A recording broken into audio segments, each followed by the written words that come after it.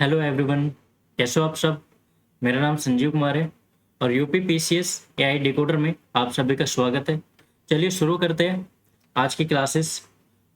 तो देखो बच्चों, जो हमारी पॉलिटी की क्लासेस है और इकोनॉमिक्स की क्लासेस है, इसकी टाइमिंग क्या है और कितने बजे हमारी क्लासेस शुरू होगी। तो हम अगर पॉलिटी की बात करें कि हमारी पॉलिटी की क्लासेस कब आएगी, तो हमारी पॉलिटी की क्लासेस 8 बजे आएगी, 8 PM में। और इकोनॉमिक्स की क्लासेस 10 बजे आएगी मॉर्निंग में, ठीक है, AM। और ये क्लासेस कब शुरू हो रही है? 7 जुलाई से शुरू हो रही है, ठीक है। क्लासेस कंप्लीट होने के बाद उसकी PDF कहाँ पे मिलेगी? टेलीग्राम चैनल पर। तो सभी बच्चों से रिक्वेस्ट है कि टेलीग्राम चैनल को ज्वाइन करें ताकि आने वाली सभी PDF का फ़ायदा उठा सके। आगे बढ़ते हैं। देखो, सबसे मेन चीज़ 4 गोल्डन रूल्स, जिसके ऊपर हमारा पूरा UP PCS AI decoder work करता है। अब ये वर्क कैसे करता है, देखो यहाँ पे समझते हैं। Subject wise PYQ decoding. मानो कोई क्वेश्चन है, क्वेश्चन में 4 ऑप्शन है, A, B, C और D। अगर हमें पता है कि हाँ इसका B आंसर तो सही है, बट हमें ये भी तो देखना है कि अगर B आंसर सही है तो क्यों सही है। पहला तो ये। दूसरा ये कि A, C और D अगर ये गलत है तो ये ऑप्शन क्यों गलत है। और थर्ड ये कि A, B, C और D में क्या लिंक है, क्योंकि कोई भी ऑप्शन ऐसे ही सेट थोड़ी ना होते हैं, उनके अंदर भी कोई लिंक होता है, तभी तो एक दूसरे से सेट होते हैं। इसलिए हमें इन 3 चीज़ों पे वर्क करना है कि ऑप्शन बी सही क्यों है, ऑप्शन A, C और D गलत क्यों है, और इन 4 ऑप्शन में क्या लिंक है, ठीक है। तभी आप लोग समझ पाओगे कि नेक्स्ट स्टेप क्या होगा कमीशन का, ठीक है। आयोग का नेक्स्ट स्टेप होगा क्या, ये तभी समझ पाओगे जब आप इन 3 चीज़ों पे वर्क करोगे, ठीक है। इसलिए हम इसमें क्या करेंगे, हम एक एक ऑप्शंस को तोड़कर समझेंगे और जिससे ये पता चलेगा कि सवाल कैसे पूछे जाते हैं। Second golden rule, AI pattern analysis.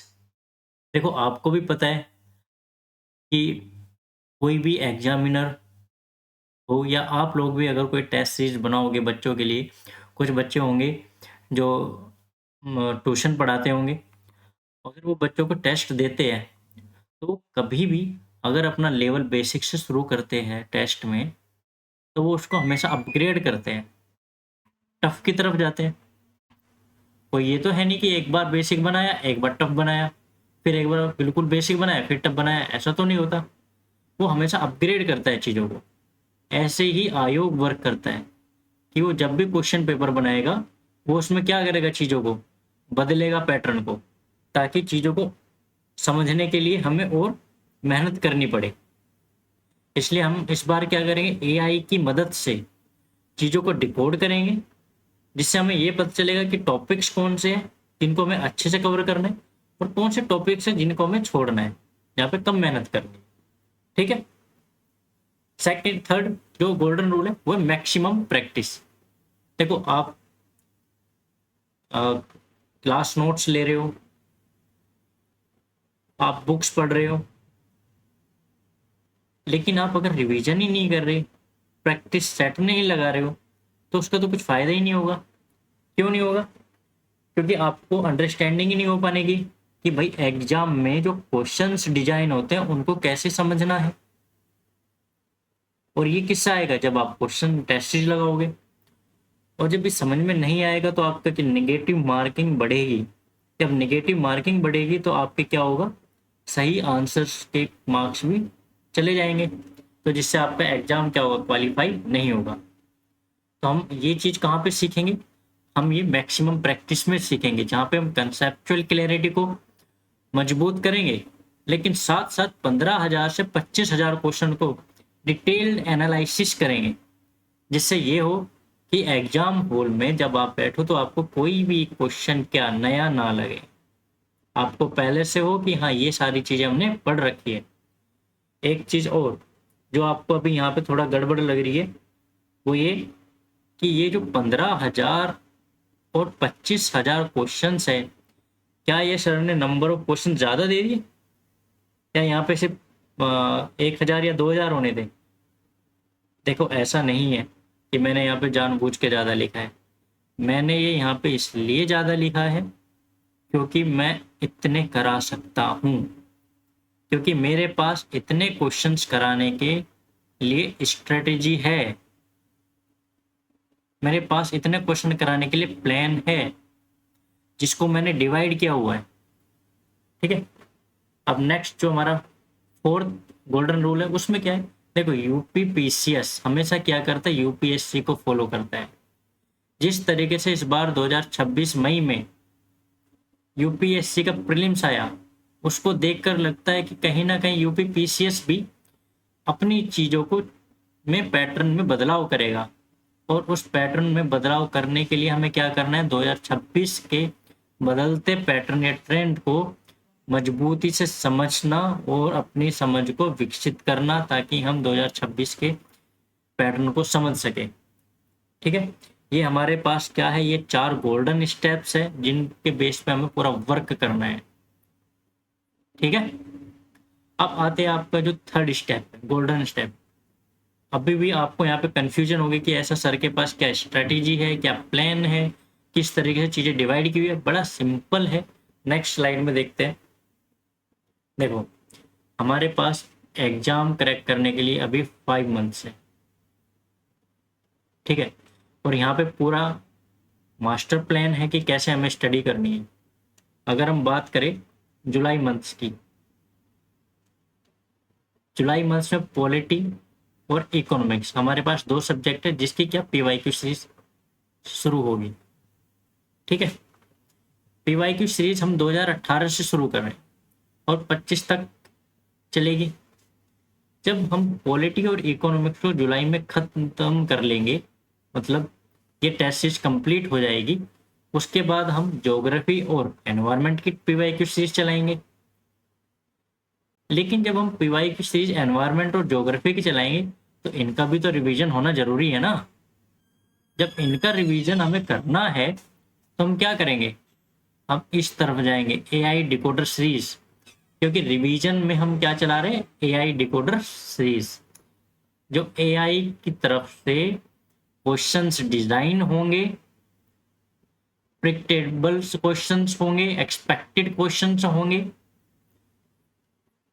जो स्टेटमेंट वाइज होंगे, कथन निष्कर्ष मैचिंग होगा, ये सब क्वेश्चंस एनालिसिस होंगे नए पैटर्न के अकॉर्डिंग। ठीक है, जिनके साथ हम कॉन्सेप्ट क्लियर करते चलेंगे, बेसिक को मजबूत करते चलेंगे। तो यहाँ पे हम क्या देख रहे हैं, राज्य व्यवस्था मतलब पॉलिटी और इकोनॉमिक्स के क्या चलेंगे, एआई सीरीज चलेगी, जिसमें मिक्स क्वेश्चन होंगे, 100 क्वेश्चन होंगे टोटल। 100 में से 50 पॉलिटी और 50 इकोनॉमिक्स के। डेली 100 क्वेश्चन होंगे, तो 30 दिन है तो 3000 क्वेश्चन हम यहाँ पे करेंगे, पहला प्रूफ। सेकंड अगर हम बात करें सितंबर में, तो सितंबर में अगर हम हिस्ट्री और यूपी स्पेशल की पीवाई की सीरीज चलाते हैं, तो साथ में अब हमें ये 4 सब्जेक्ट भी रिवाइज करने हैं। तो अब हम इस 4 सब्जेक्ट की एआई सीरीज चलाएंगे, polity, economics, geography plus environment. यहाँ पे 150 क्वेश्चन होंगे, डेली 30 दिन चलेंगे, तो 4500 क्वेश्चन ये हो गए सेकेंड प्रूफ। थर्ड, अक्टूबर में हम कंप्लीट करंट अफेयर करेंगे, पूरा 1 साल का अच्छे से एनालाइज करेंगे, कोई भी कंजस्टेड नहीं होगी, चीजें नीट एंड क्लीन होगी और क्रिस्पी होगी, ताकि आपको लगे कि हाँ चीजें किस तरीके से करंट अफेयर में हमें पढ़ना है। सब कुछ नहीं पढ़ना है, ये चीजें हम एआई से डिकोड करके एनालाइज करेंगे चीजें, ताकि सब कुछ ना पढ़ना पड़े, इंपॉर्टेंट ही पढ़ना पड़े। ठीक है, अब इसके बाद हमारे पास 6 सब्जेक्ट है, polity, economics, geography, environment, history, UP special. अब इन 6 सब्जेक्ट का हम क्या चलाएंगे, एआई सीरीज चलाएंगे। यहाँ पे 150 क्वेश्चन होंगे, 30 डेज चलेंगे, 4500 क्वेश्चन ये यहाँ पे प्रूफ हो गए। ठीक है, अब नवंबर में क्या करना है, नवंबर में हम फुल लेंथ टेस्ट सीरीज चलाएंगे, जो दिन में 2 टेस्ट सीरीज होगी। 2 आवर की होगी और लाइव होगी।